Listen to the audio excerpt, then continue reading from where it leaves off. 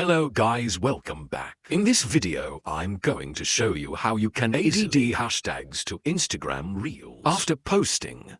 Be sure to watch the video to the very end so you don't make any mistakes. And of course, do not forget to like this video and subscribe to my channel. So, first open up Instagram app, then hit that profile icon to open up your profile.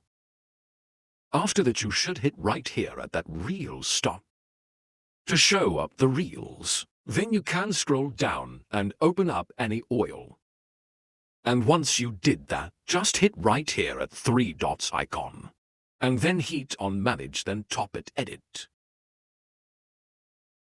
And now you are able to add any hashtag to that reel caption. Just like that. Hit at that text field and then just start typing whatever you want in that simple way. Once you've finished with that, just hit on down to apply any changes. Now you can write down in the comments if you have any questions about that tutorial. And also, I recommend you to check out my Instagram tutorials playlists, which you can easily find in the description. Hit the like button if you like that video, and I see you in the next one.